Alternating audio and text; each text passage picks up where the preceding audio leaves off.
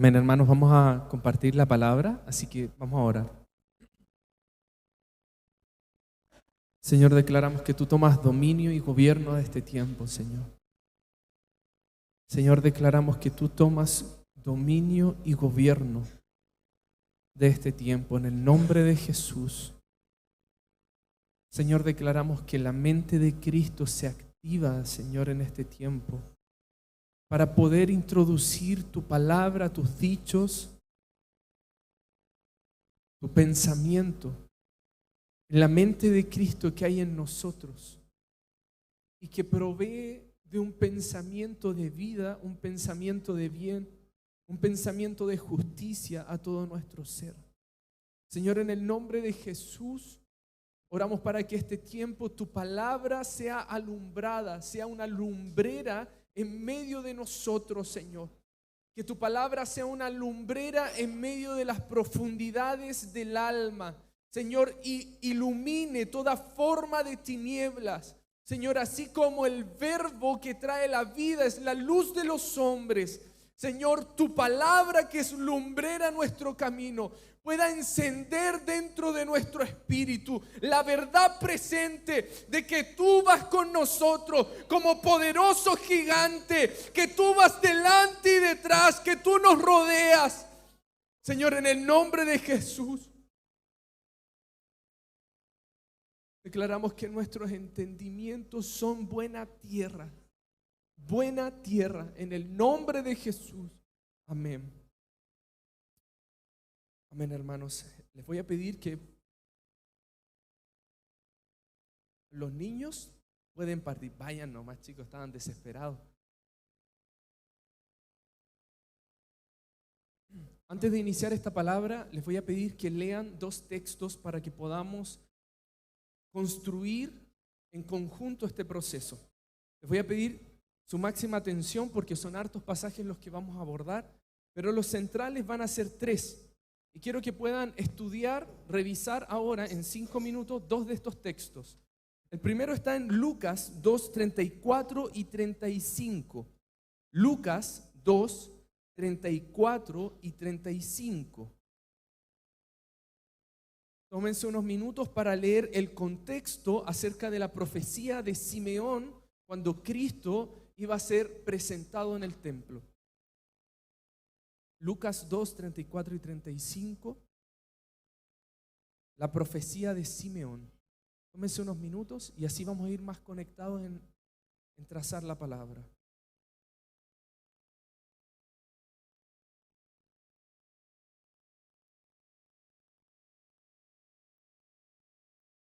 Lucas 2, 34, 35. Lean el contexto, por favor. La palabra del día de hoy se llama atravesando el alma. Atravesando el alma.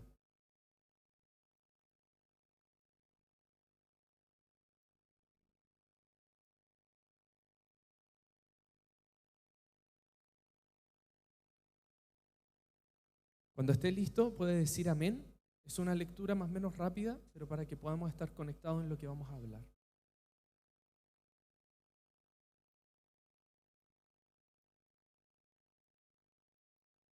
Amén. Amén. Perfecto. Amén. Y ahora les voy a pedir que lean Hebreos 4:12. Y si pueden leer algunos versículos del contexto en el cual se viene hablando la palabra de Hebreos 4:12. Y que mientras lee estos textos pueda relacionarlos en base a lo que menciona cada uno de ellos. Hebreos 4:12.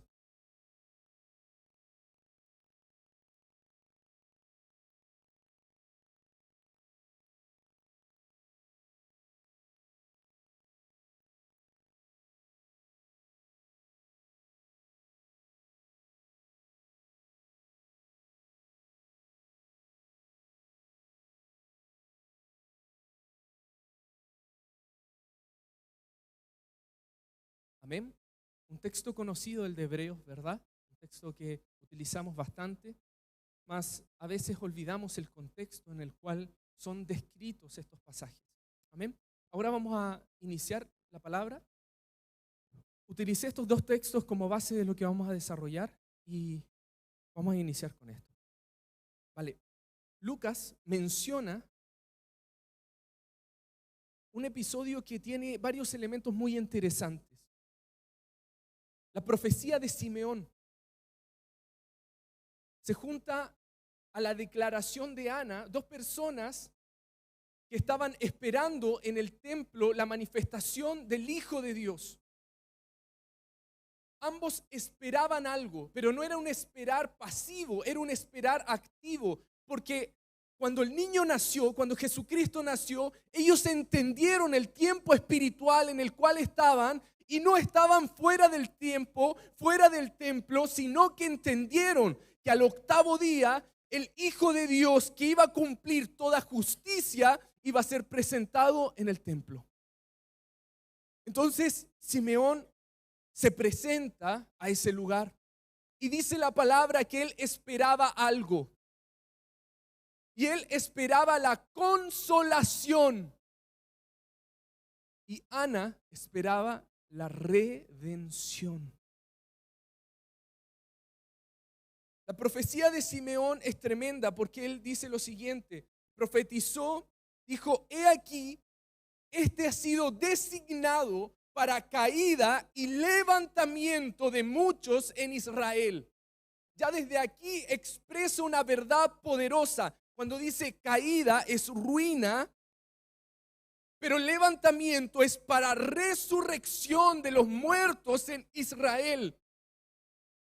Y no solamente eso, sino que para recobrar o recuperar la verdad espiritual.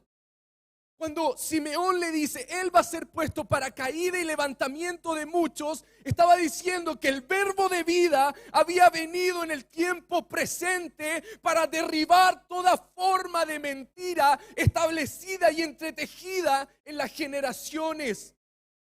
Y él iba a recuperar o recobrar la verdad. Debemos en este tiempo entender cómo la palabra viene a destruir todo argumento falso, mentiroso, que se levanta en contra del nombre de Dios y posicionar por medio de lo apostólico las verdades del Hijo de Dios.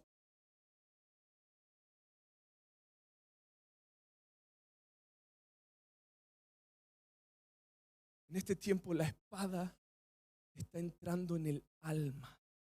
El alma necesita oír el evangelio de la verdad, porque la única forma que el alma sea liberada es por medio de un evangelio, no de hombres, no palabra humana, no palabrería, no sabiduría humana, sino sabiduría de lo alto. Un evangelio que está concentrado plenamente en Cristo Jesús. Este ha sido designado para caída y levantamiento de muchos en Israel y para señal que será motivo de gran controversia. Y una espada traspasará tu alma para que sean revelados los pensamientos de muchos corazones. Y una espada traspasará tu alma. Y una espada traspasará el alma de sus hijos. Una espada traspasará el alma, la naturaleza almática de sus hijos, para levantar al Hijo de Dios en medio de una generación.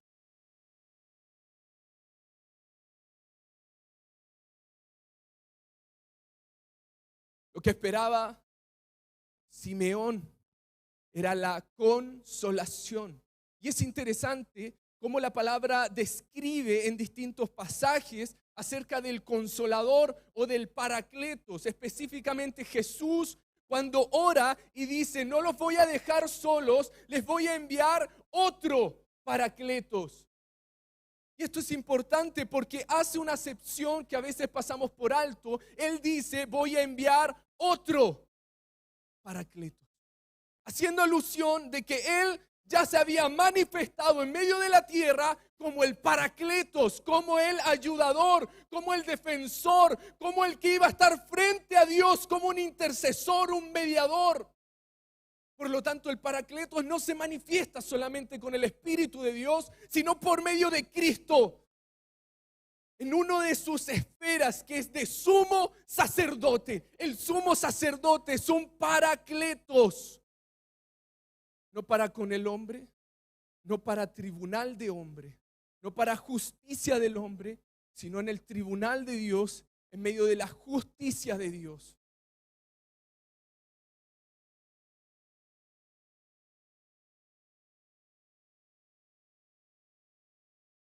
Pero la pregunta es, ¿qué consolación esperaba Simeón?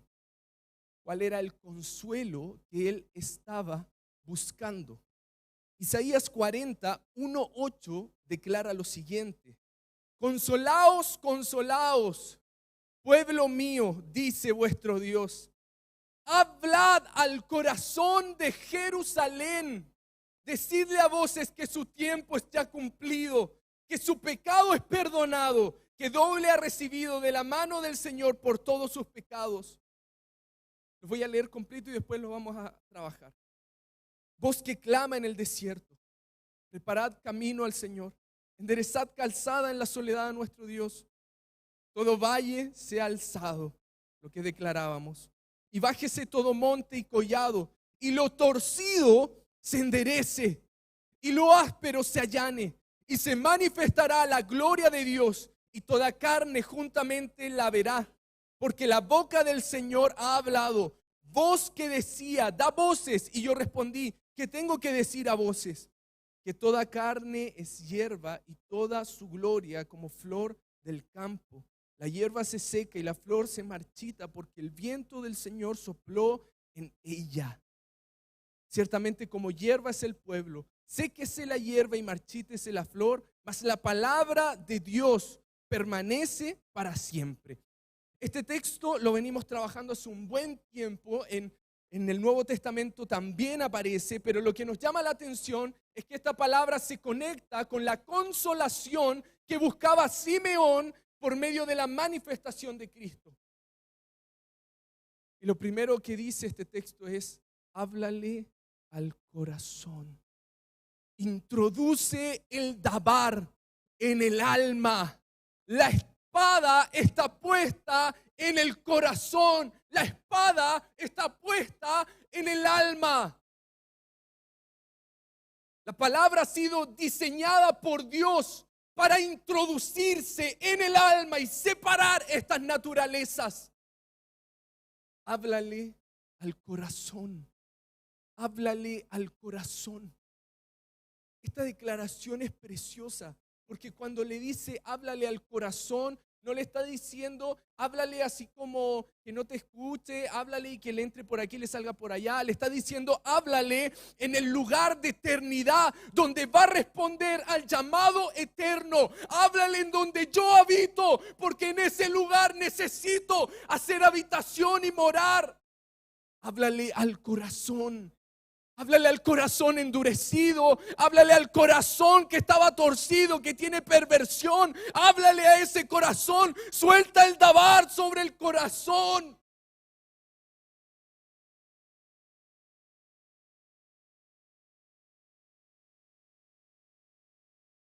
Por eso que la palabra nunca vuelve vacía.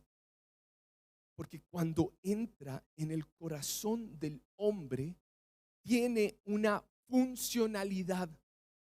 Dice que la palabra no vuelve vacía, sino que cumple todo aquello por lo cual fue enviada.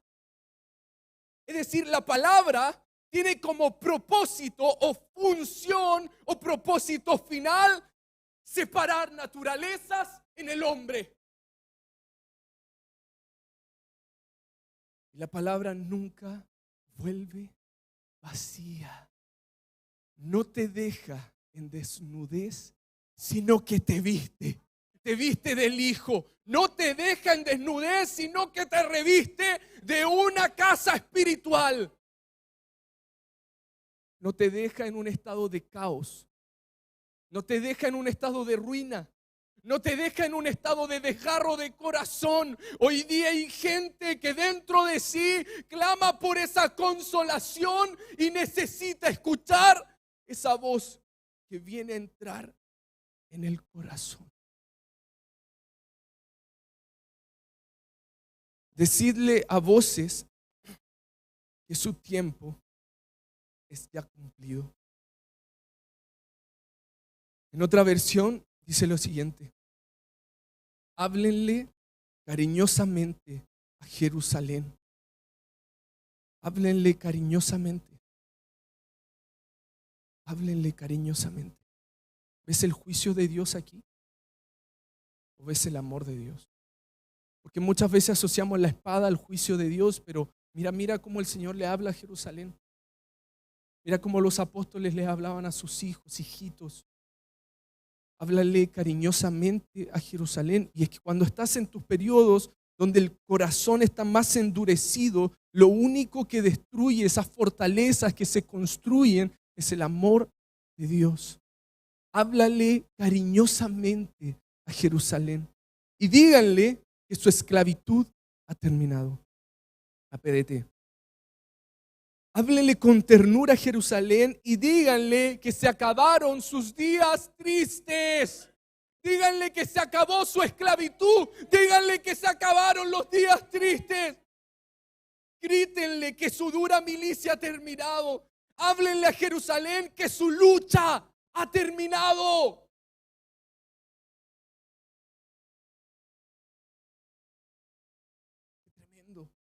Qué tremendo que el Señor nos trate así.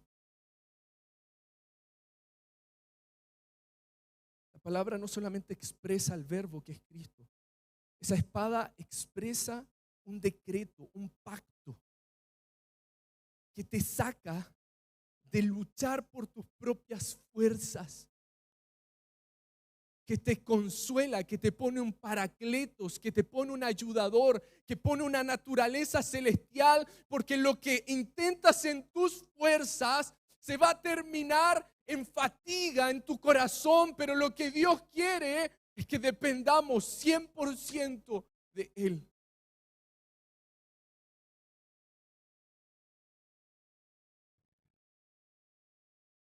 Díganle que su pecado es perdonado.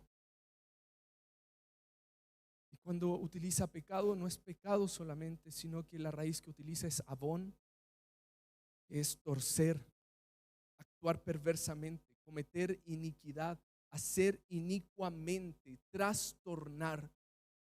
Cuando la espada se introduce en el alma, cuando la espada parte el alma, lo que está partiendo es todo lo que está torcido en el corazón del hombre. Todo lo que es una inclinación al mal, todo lo que es iniquidad en el hombre, la espada está siendo puesta en lo profundo para separar.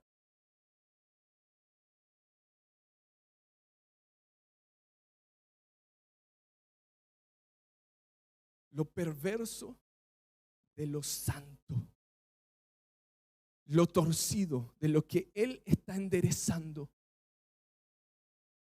Dios está introduciendo su espada en el alma. Y después de todo este proceso, termina y declara: mas la palabra del Dios nuestro permanece para siempre. ¿Qué es lo que queda cuando la espada se introduce en el alma del hombre? Lo que queda es el verbo. Cuando la espada se introduce y separa las naturalezas, lo que queda dentro de ti es el verbo de vida. Queda dentro de ti una verdad revelada. Queda una palabra viva, no una palabra muerta. No queda un concepto, ni un texto, ni una palabra enseñada. Queda el verbo de vida. Queda algo que permanece para siempre. Su palabra.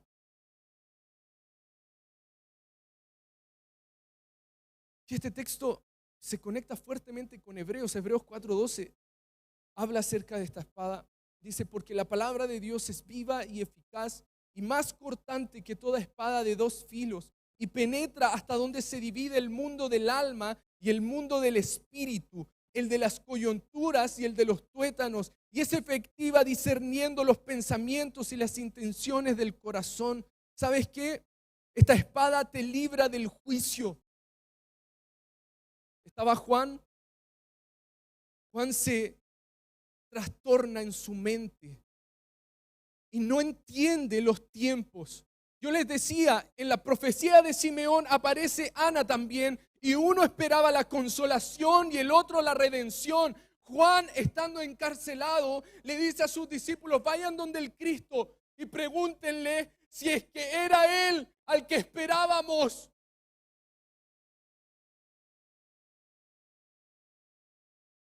Y el Señor le responde a Juan: díganle, háblenle a su corazón, díganle que los ciegos ven, que los cojos andan, que los leprosos son sanados. Lo que hizo el Señor fue soltar un dabar, soltar una espada que iba a penetrar en su alma antes de que la espada le cortara la cabeza. Él podía perder la cabeza, pero no la mente. Podía perder una estructura, pero no la mente. El Señor no iba a permitirlo. La espada de Dios te libra de los juicios que hay en contra,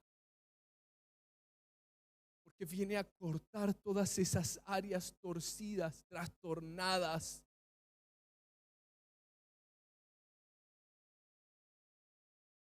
Es interesante que la Biblia dice que la palabra es viva. Viva. La palabra está viva. La pregunta es: ¿la palabra está viva en nosotros? ¿Cómo sabemos que la palabra está viva dentro de ti? ¿Cómo sabemos que la palabra está muerta? Porque la palabra puede estar muerta entre nosotros. Porque la palabra viva no son conceptos, no son predicadores, no es una palabra que se suelta los días domingo.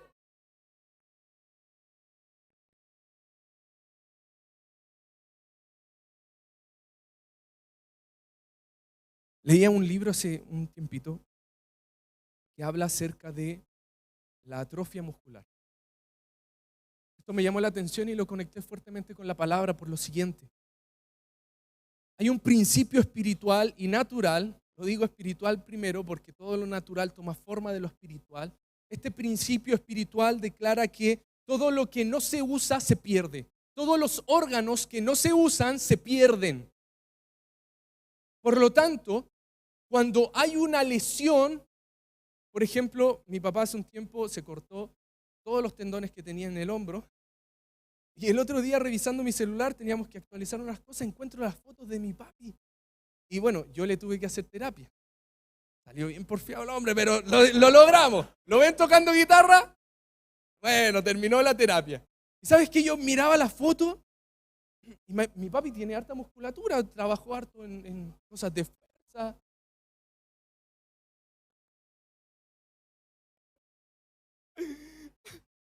Entonces, se le veía este brazo así, hermano, y este otro brazo así.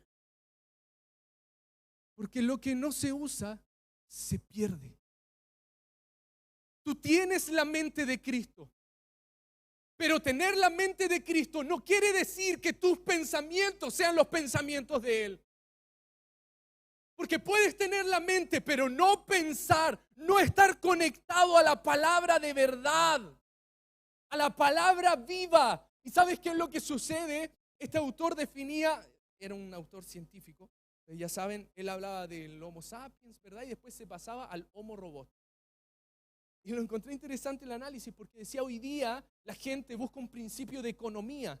¿En qué sentido? Quiere calentar la cama y en vez de calentarla con abrazos, cariños y besitos, la calienta con el calientacama. Quiere hacerse un café y aprieta 2 botones en la cafetera y ¡pum!, sale el café. Quiere saber la hora y ya no ve el reloj, sino que dice: Alexa, dime la hora. Entonces ha habido una transformación cultural y espiritual respecto del espíritu del mundo que opera en los hijos, que nos ha llevado a buscar un principio de economía que provoca que la gente crea que porque viene un domingo está en la presencia de Dios. Personas que creen que por escuchar la palabra una vez a la semana o 2 veces en tu discipulado, creen que tienen la palabra viva dentro de ellos. ¿Tú crees que no nos toca esto?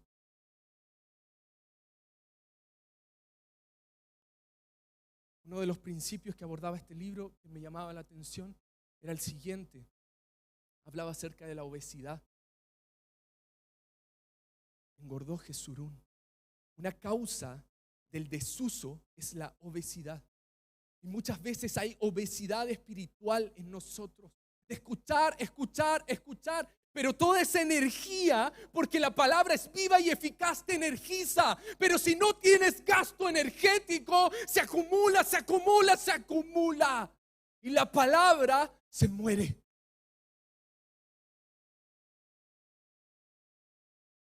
El desuso provoca estancamiento y el estancamiento muerte de órganos, como lo es en el apéndice.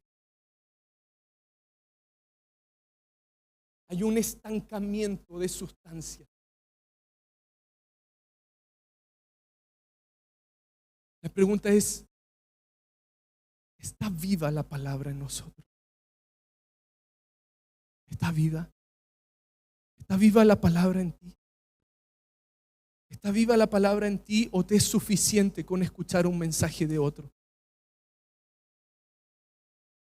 ¿Está viva la palabra en ti o te es suficiente adorar un día domingo unas horas? ¿Está viva la palabra en ti o te es suficiente orar solamente en tu discipulado y los días domingos? He escuchado a algunas personas que nos han dicho, no, hay tanta palabra que me llega a saturar y como que está tan lleno de palabra que se queda con eso nomás. Wow, y hay mucha palabra y tú le preguntas algo y te repite conceptos y te dice ideas que sabes que son de un proceso espiritual de otro, pero no son de su intimidad con el Señor.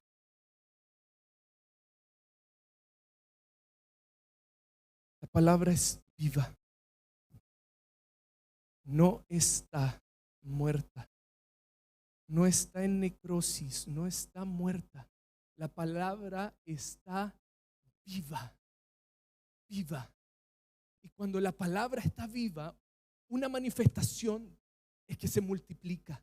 Todo lo que está vivo se multiplica. Si ustedes miran en el Nuevo Pacto y revisan lo que pasaba acerca de la multiplicación, primero la antesala de la multiplicación de los discípulos, ¿qué era? La multiplicación de la palabra.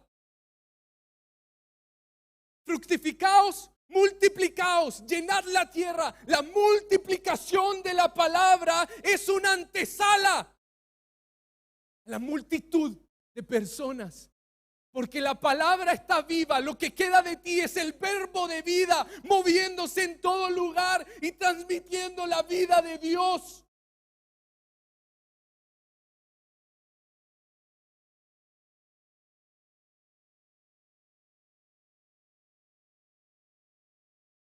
¿Por qué le decía esto? Porque muchas veces nosotros mal utilizamos la mente, hermanos. Este tiempo de compartir la palabra no es solamente para aprender conceptos. Este tiempo es donde el Señor te inquieta dentro de ti y empieza a gestar otras palabras, te habla, tú conectas con otras cosas, lo desarrolla, llega a un punto de profundizar, te mueve, te empiezas a compartir. Sabes que el Señor mientras predicaba me habló de esto otro y se comienza a ser viva, y cuando lo compartes con otros te comienza a encender y el otro, y así la palabra va tomando vida. Es como cuando las personas murmuran. Es el antidiseño. Viene una persona y te murmura, te dice, oye, ¿sabes qué? Sí, el Jairo. No, el Jairo es el preferido de la pastora porque le dice Jairito. Entonces, cuando tú escuchas a esa persona, te impacta en tu mente, en tu pensamiento y se produce algo en ti, ¿o no? Cuando viene una persona y te empieza a hablar de la vida de Dios que hay, de la manifestación de Dios que hay, ¿no te enciende? Los caminantes de Maús estaban encendidos porque Él les partía la palabra. ¿Qué hay entre nosotros? ¿Qué hay entre nosotros? ¿Está la palabra viva? ¿Qué hay entre nosotros?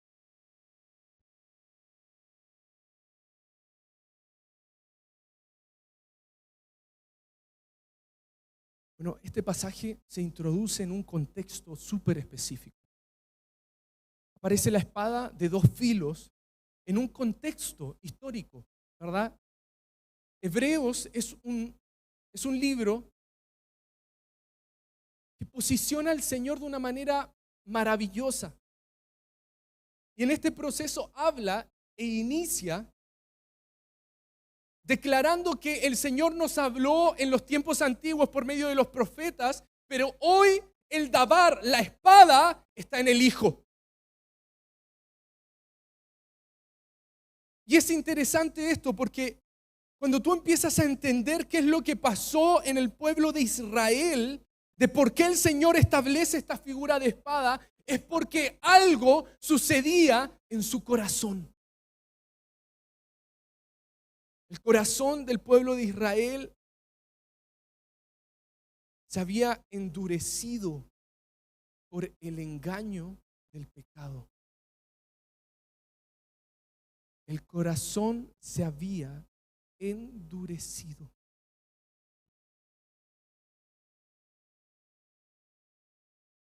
Fíjense en este texto. Este es aquel Moisés que estuvo en la congregación en el desierto con el ángel que le hablaba en el monte Sinaí y con nuestros padres y que recibió palabras de vida. Moisés recibió palabras de vida. Fíjense, está la palabra de vida, la espada, pero mira la respuesta de Israel, al cual nuestros padres no quisieron obedecer, sino que le desecharon y en sus corazones se volvieron a Egipto. ¿Se volvieron físicamente? Se volvieron en su corazón. Y una de las cosas que nos ha estado hablando el Señor es que el alma se puede, como el Señor puso eternidad en el alma se puede mover en distintos tiempos. El alma se puede anclar al pasado. Se puede estacionar en el pasado. ¿Qué pasó con el pueblo de Israel? Su corazón estaba anclado en un sistema de esclavitud. El alma tiene anclas, se puede anclar en tiempos pasados, en tiempos futuros. Yo les decía y compartíamos en el retiro de jóvenes que muchos de los trastornos de salud mental tienen que ver con esto. Como es en la manera en que el alma no habita una verdad presente y se ancla a situaciones del pasado. O también se puede anclar al futuro. ¿De qué manera? Lo conversábamos, por ejemplo, trastornos ansiosos. La ansiedad, la mente, el corazón está anclada al futuro. ¿Y qué provoca? Provoca un trastorno. Yo les decía que lo que vino a sacar el Señor del corazón, que era Abón, también era trastornar. Entonces el alma que se mueve en estos distintos espacios necesita esa espada, necesita esa palabra de vida, porque detrás de habitar el pasado o habitar el futuro hay algo en común. Y es que no habitas la verdad presente, no abrazas una verdad presente, te quedas en el trauma, en el dolor, te estacionas. Y por un tiempo es necesario, porque si tú llegas y sacas el ancla de ese tiempo, te puede rajar el alma. A veces es necesario un tiempo, pero viene el momento donde la espada se introduce y empieza a sacar esas anclas, esos lugares donde se estaciona el corazón. ¿Qué más pasó sobre el corazón del pueblo de Israel? Vagaban en su corazón. Y dice, vagaban en su corazón y no conocieron el camino de Dios. Cuando dice no conocieron, utiliza una raíz que es ginosco. No intimaron. Porque fíjate que el pueblo de Israel conoció las obras de Dios durante 40 años. Vio milagros, prodigios, vio la nube, vio la columna de fuego, vio los carros de Faraón hundiéndose, vio milagros. Pero dice la palabra que ellos conocieron la obra de Dios por 40 años. Y yo digo, qué tremendo. Y veo la raíz y ese conocer es eido, que lo hemos conversado, que es un conocer superficial. ¿Qué pasa con este corazón? Se queda con lo superficial. No, yo conozco al Señor porque voy todos los domingos. No, yo conozco al Señor porque tengo mis devocionales. No, yo conozco al Señor. Se quedan con lo superficial, pero no con la verdad que se revela en lo íntimo. Y tercero, había maldad o perversión en su corazón.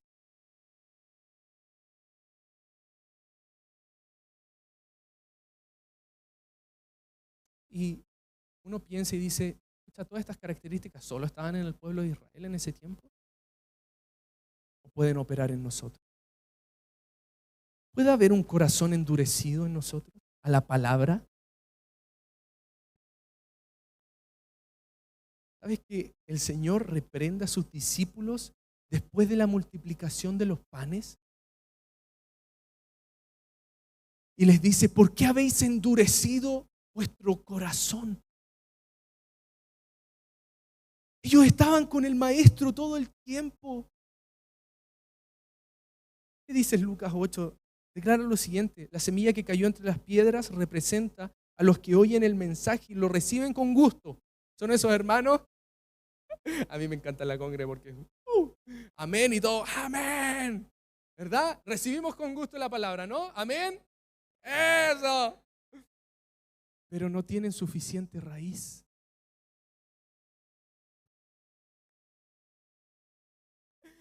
Creen por algún tiempo, es decir, salen energizados. Salen energizados por la canción del león. Y ¡guau! Salen, ¡oh! Lunes. Oh.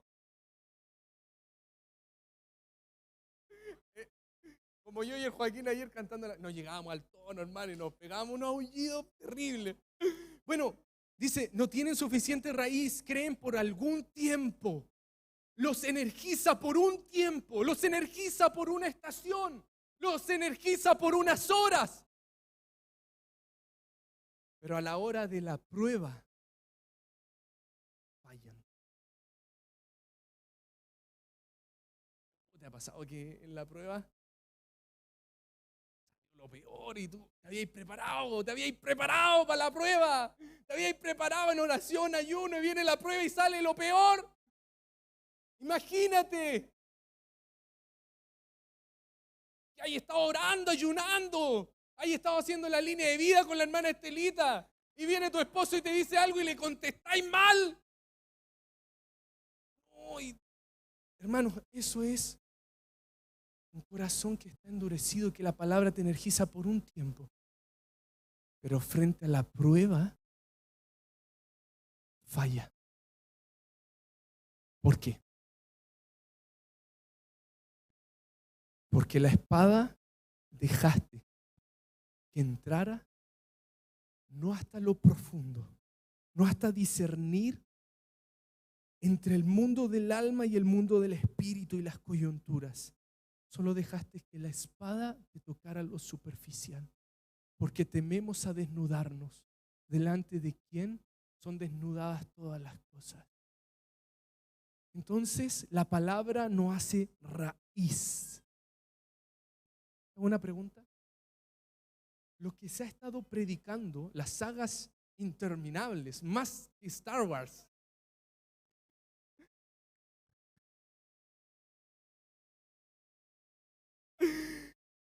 ¿hacen raíz en ti? hacen raíz? Que cuando viene el viento no te saca de raíz. La palabra está haciendo raíz en nosotros. A diferencia del corazón bueno, dice, pero la semilla que cayó en buena tierra son las personas que con corazón bueno y dispuesto escuchan y hacen caso del mensaje y permanecen firmes y dan una buena cosecha. ¿Por qué? Porque lo que está vivo se multiplica. Porque lo que está vivo en los padres se multiplica en los hijos. Porque lo que está vivo en los hijos se multiplica en las generaciones no nacidas. Porque lo que está vivo en ti se multiplica en tu alrededor.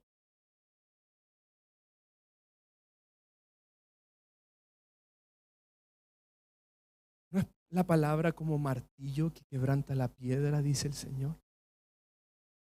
¿No es la palabra como martillo que quebranta la piedra en esas zonas endurecidas? Y esta espada, yo les decía que no es solamente la palabra del Señor, es su pacto. Es su pacto en medio de nosotros. Porque lo único que puede separar la naturaleza del alma de la naturaleza del espíritu es la manifestación de Cristo tabernaculizando en nosotros. Es el verbo tabernaculizando en nosotros. Y el pacto del Señor fue: les daré un corazón nuevo, no un corazón de piedra, sino un corazón de carne. Y pondré sobre ustedes espíritu. Y haré que andéis en mis estatutos, en mis preceptos, y los pongáis por obra. Y es interesante porque esta figura de la espada entrando en lo profundo del alma se establece en un momento donde Dios está juzgando al pueblo de Israel, porque al oír su voz endurecieron su corazón y no entraron en su reposo. ¿Por qué digo que esto es pacto? Decimos que es pacto porque el propósito del reposo es justamente reposar de las obras. Reposó Dios de sus obras. Y dice el Señor que queda un día de reposo. El día 7 Dios reposó. ¿Amén? Pero Él dice, queda un día, que sería el día 8, que es el día en el cual los niños eran circuncidados. Por eso partíamos hablando que Jesús había sido llevado al templo para ser circuncidado. Es decir, esta palabra viene a quitar ese cuerpo de muerte, esa naturaleza muerta, esa naturaleza del alma viviente. Viene a sacar esa naturaleza para establecer una naturaleza espiritual.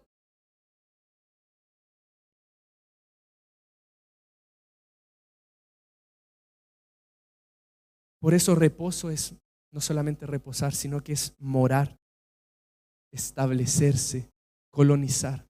Porque el Señor, por medio de su pacto, viene a ser morada en cada corazón.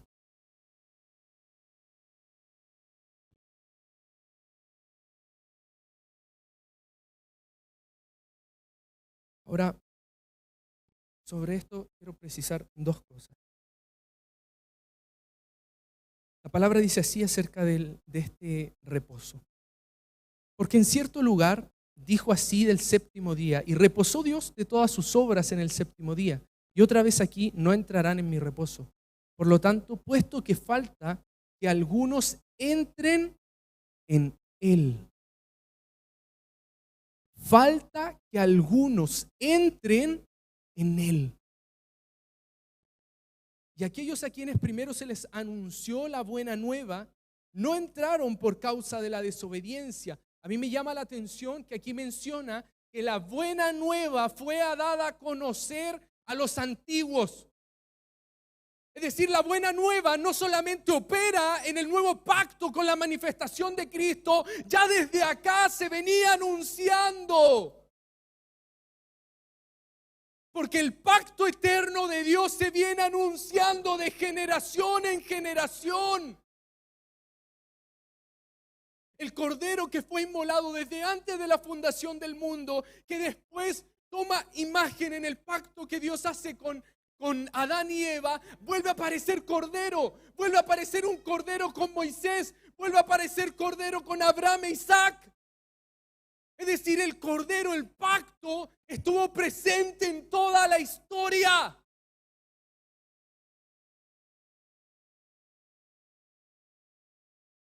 No entraron por causa de la desobediencia. Otra vez determina un día. Cuando dice determina, es marcar o limitar. Prefijar. Él prefijó desde antes de la fundación del mundo un día. Un día. Y día, su raíz es gemera. Y quiere decir un tiempo entre salida y puesta del sol. Un día reservado para un propósito específico. Pero el uso más especializado y que es la mejor traducción es tribunal.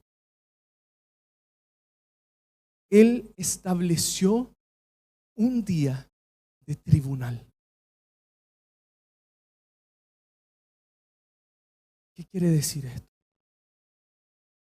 Dios estableció un día para juzgar lo que había en el corazón del hombre. Pero en ese tribunal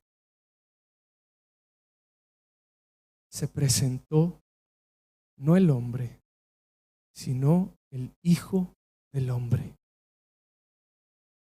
En ese tribunal no te presentaste tú, ni yo. Se presentó el Hijo del Hombre. Se presentó el sumo sacerdote. Se presentó el sumo sacerdote que traspasó los cielos.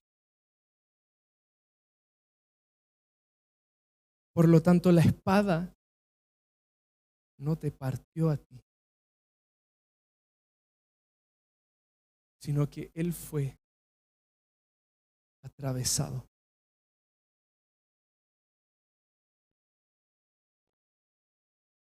Para que tú puedas tener reposo, para que tú puedas reposar, para que tú puedas reposar y tener consuelo.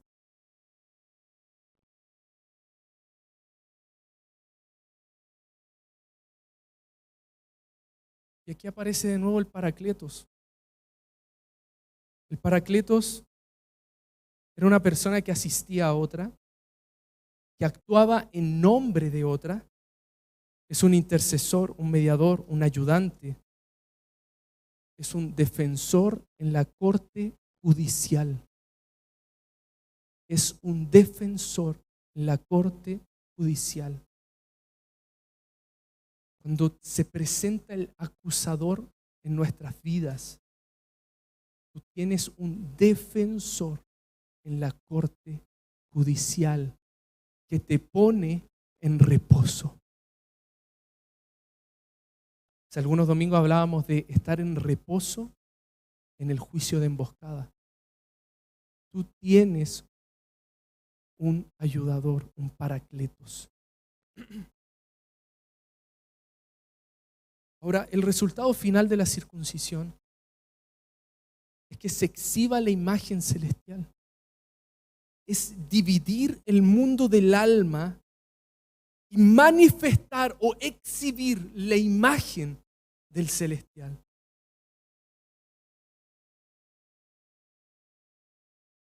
Y esto es precioso. Porque cuando Hebreos comienza hablando, establece al pueblo hebreo en verdades que son gloriosas. Dice lo siguiente: por tanto, hermanos santos, ¿Ya te posicionó?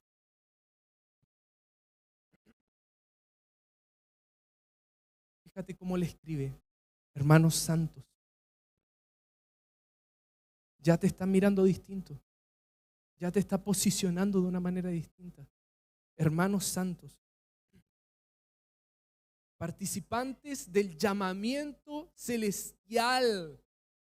Porque, hermanos, hemos estado hablando del tabernáculo y del lugar santo y del lugar santísimo, pero si no hay división de estas naturalezas, lo terrenal no va a accesar a lo celestial. La mente natural no puede percibir la obra de Dios.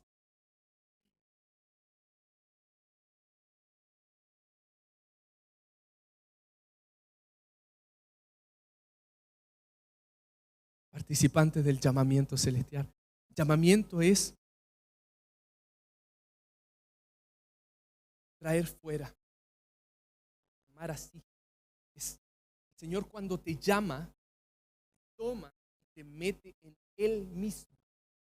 Llamamiento celestial. Considerad al apóstol y sumo sacerdote de nuestra profesión. Y aquí hay dos elementos muy interesantes. El ser participante. Hermanos, somos participantes de un llamamiento celestial. Pero Hebreos, versículos después dice, porque somos hechos participantes de Cristo. No hay llamamiento celestial si no eres participante de la palabra de vida. El llamamiento celestial se aleja cuando tú te empiezas a alejar de la palabra de vida y empiezas a operar en otros negocios, en otros llamamientos.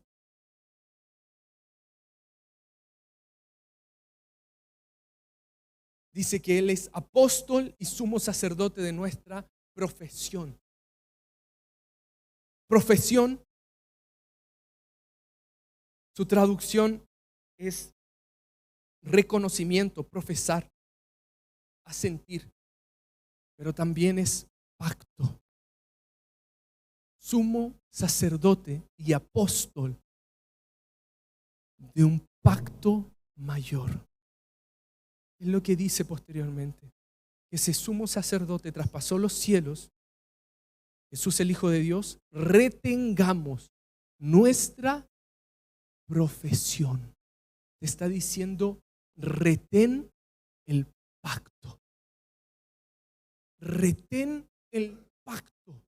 Toma la palabra de vida. Retén el pacto. Que no sea una verdad superficial, que haga raíz dentro de ti, que la espada se introduzca en el alma. Retén el pacto.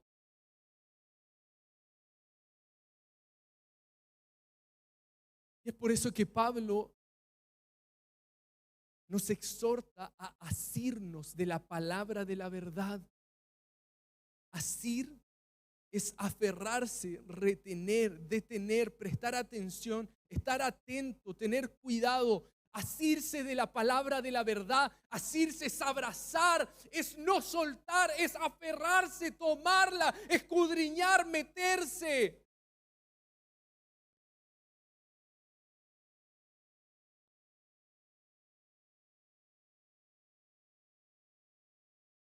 Necesitamos asirnos de la palabra de la verdad para que en el tiempo de prueba no falles. Para que en el tiempo de prueba seamos hallados en gloria, honra y alabanza. Asirte de la palabra de verdad. Asirte, aferrarte. Aferrarte del verbo de vida. Aferrarte de la palabra de vida. Aferrarte de la palabra, del dabar de Dios. Aferrarte, asirte.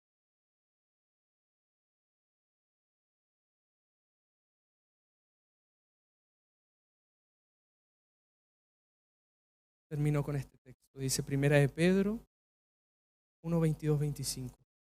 Siendo renacidos no de simiente corruptible, sino de incorruptible, por la palabra de Dios que vive y permanece para siempre.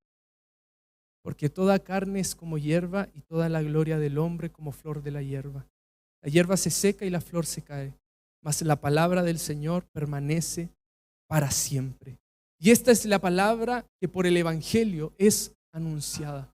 Lo que permanece, lo que queda después de que la espada entra, es el verbo tabernaculizado en tu vida. Amén.